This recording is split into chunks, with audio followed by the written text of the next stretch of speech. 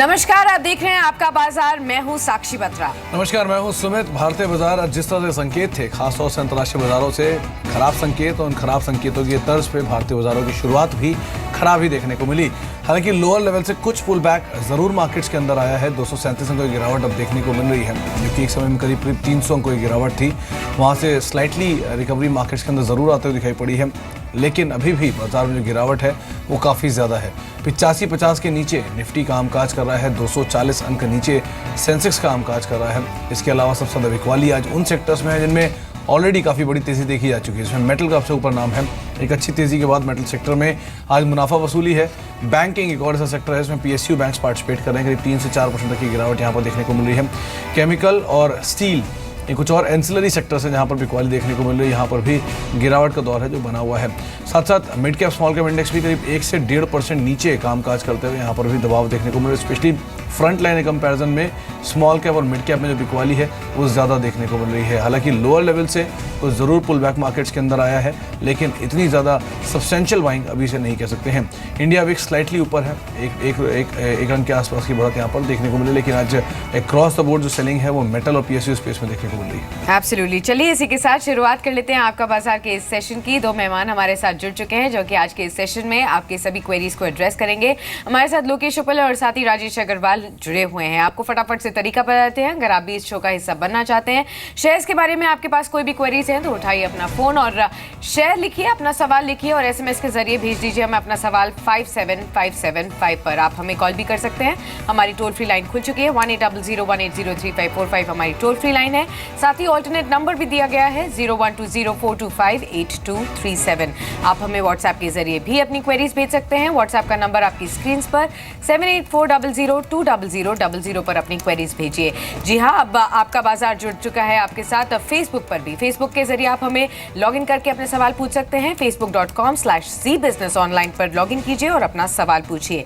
आज के पहले दर्शक से बातचीत कर लेते हैं। जी, लेकिन उससे पहले एक बारी सारे PSU शेयरों के ऊपर नजर डालते हैं कि एकाएक बाइंग आई है पूरे PSU स्पेस में और जोरदार बाइंग आई है। MMTC, STC, dredging Corp, Hindustan copper, ये 4 शेयर देखिए। शुरुआत करिए MMTC के साथ।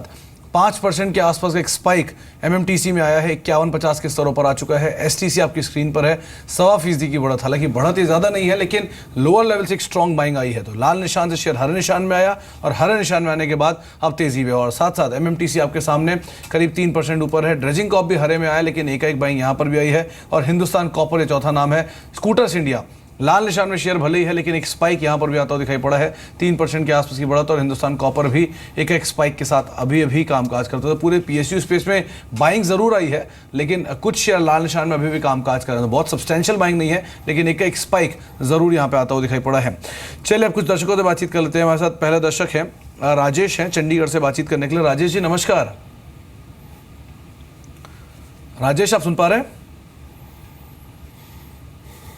चलिए, शायद संपर्क नहीं हो पा रहा, लेकिन इनका सवाल राणे ब्रिक्स पर है।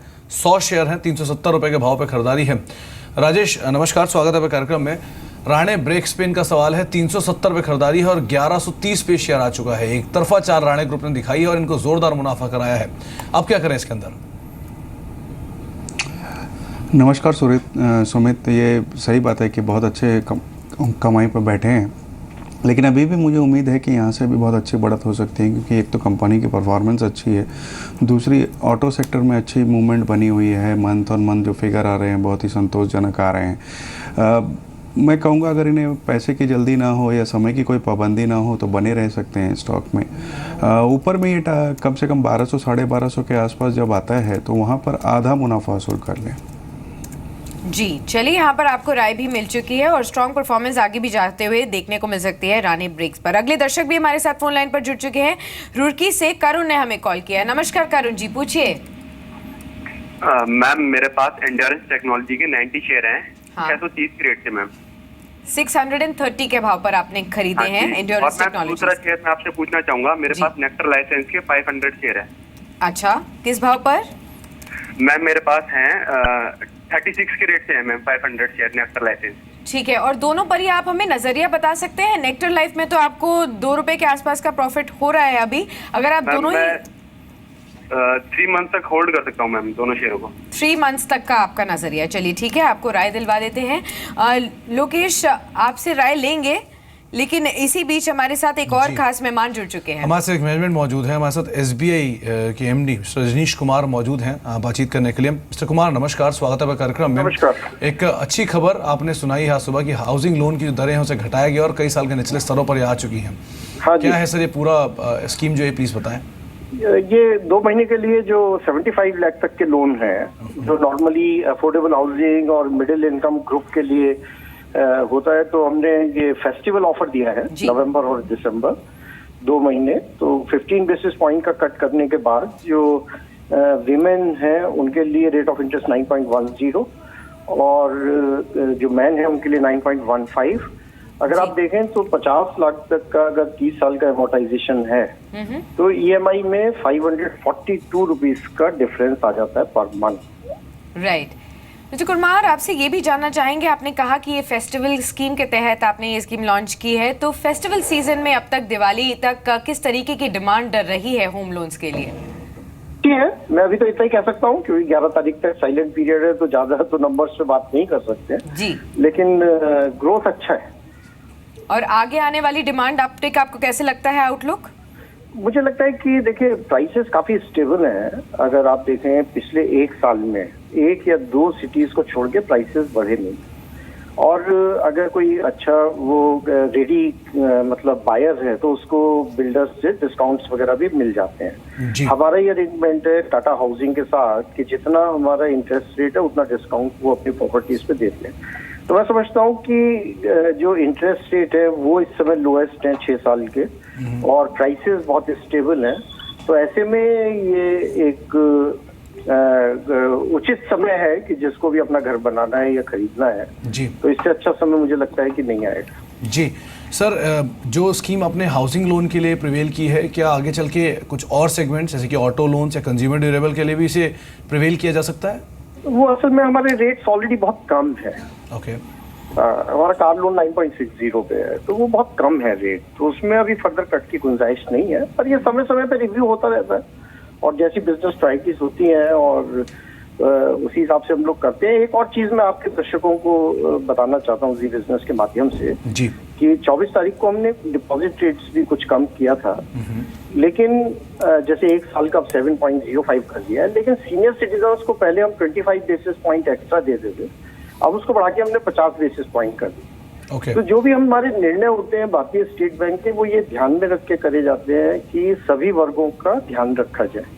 तो सीनियर सिटीजन्स का इंटरेस्ट हम लोगों ने प्रोटेक्ट किया है और मिडिल क्लास और अफोर्डेबल हाउसिंग का जो सेगमेंट है उनको बेनिफिट देने का प्रयास किया। जी मिस्टर कुमार, साथ साथ एक फॉलोअप क्वेश्चन ये भी होगा कि क्योंकि आप इंडस्ट्री से जुड़े हुए हैं, बिल्कुल एक्चुअल सिचुएशन जो बाजार की वो आपको पता है, रियल एस्टेट स्पेस में इस तरह के लोन जो रेट कट्स हैं उसके बाद आपको लगता है डिमांड में एक स्पर्ट आ रहा है और डिमांड प्रिवेल कर रही है बाजार के अंदर, या दोबारा रिवाइवल जैसा कुछ दिख रहा है? है घर बिक रहे हैं और सब 1 करोड़ मतलब 1 करोड़ से नीचे के जो घर है उनकी डिमांड ज्यादा है। ओके, चलिए बहुत बहुत शुक्रिया मिस्टर कुमार हमारे साथ मौजूद रहने के लिए और हमसे बातचीत करने के लिए विस्तार योजनाओं को लेकर और ये पूरी खबर को लेकर भी। 7 रुपये नीचे हालांकि एसबीआई कामकाज कर रहा है, 3% की गिरावट देखने को मिली, लेकिन एक अच्छी खबर के तौर पे आप इसे देख सकते हैं। और उनका भी जैसे कहना है मिस्टर कुमार का भी कि घर खरीदने वालों के लिए स्पेशली 1 करोड़ से नीचे जिनको घर खरीदना है उससे अच्छा मौका शायद ना मिले, तो एक अच्छी स्कीम भी है और एसबीआई की तरफ से जो पहल की गई है ब्याज दरों को इतना घटाने की, तो वो एक अच्छी ट्रिगर के तौर पर देख सकते हैं। राजेश, आपकी राय क्या है एसबीआई को लेकर? देखिए एसबीआई में हम लोग बुलिश है और हम खरीदारी की सलाह दे रहे हैं करीब करीब 170-80 के लेवल से। और इस वक्त भी हम कहेंगे कि नतीजों में अगर थोड़ी सी भी आपको निराशा होती है और उस वजह से भाव गिरते हैं तो एक बहुत ही अच्छा एक्यूमुलेशन का समय होगा, क्योंकि लंबी अवधि की अगर बात करूं आने वाले साल भर या 1.5 साल की, तो मुझे लगता है कि जो भी पेन था ऑलरेडी डिस्काउंट हो चुका है। कुछ एनपीएस जो इन्होंने क्लीन अप किए हैं, जो बैलेंस शीट स्ट्रॉन्ग करी है, उन सब का जो बेनिफिट है वो आने वाले दिनों में मिलेगा। तो और सबसे बड़ी बात, सबसे बड़ी बैंक है भारत की, सबसे ज़्यादा ब्रांचेज है, उसका बेनिफिट तो अलग है। तो मुझे लगता है अगर किसी को पीएसयू बैंकिंग स्पेस में फ्रंट लाइन में रहना है तो SBI would be one of the choice. Sure. चलिए इससे पहले हमने एक दर्शक से बातचीत करी थी। करुण थे हमारे साथ रुड़की से मौजूद, जिन्होंने 2 शेयरों पर अपनी क्वेरीज पूछी थी। लोकेश, आपसे यहाँ पर सवाल जानना चाहेंगे। पहली क्वेरी उनकी जो थी वो एंड्योरेंस टेक्नोलॉजीज को लेकर थी, जहाँ पर 90 शेयर्स वो होल्ड करते हैं 630 के भाव पर। अभी फिलहाल उनके नुकसान वहाँ पर हो रहा है 598 के भाव पर करंट प्राइसेस देखने को मिल रहे हैं। साथ ही नेक्टर लाइफ साइंसेज पर भी उनकी पोजीशन है 36 के आसपास, यहाँ पर उन्होंने खरीदारी की थी और दोनों में ही 3 महीने के आसपास का पर्सपेक्टिव बताया था उन्होंने।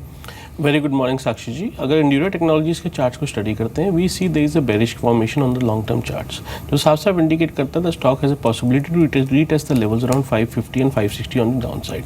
यहाँ पे मेरी रणनीति यही रहेगी कि आप सेल ऑन राइज की रणनीति को अपनाएं and try to exit the stock to minimise your losses. जहाँ तक बात है नेक्टर लाइफ साइंसेज की, इसमें राउंडिंग बॉटम फॉर्मेशन तैयार हो रही है लॉन्ग टर्म चार्ट्स पे। 35 रुपये के आसपास की सपोर्ट जोन है और इमीडिएट टारगेट जो चार्ट के ऊपर आते हैं वो 43 से 45 के आते हैं। तो पहला टारगेट 42 के लिए अपनी पोजीशन को होल्ड कर लीजिए and keep a very strict stop loss close two levels of 35 rupees. चलिए, दोनों ही शेयर्स को लेकर यहाँ पर आपको राय मिल चुकी है।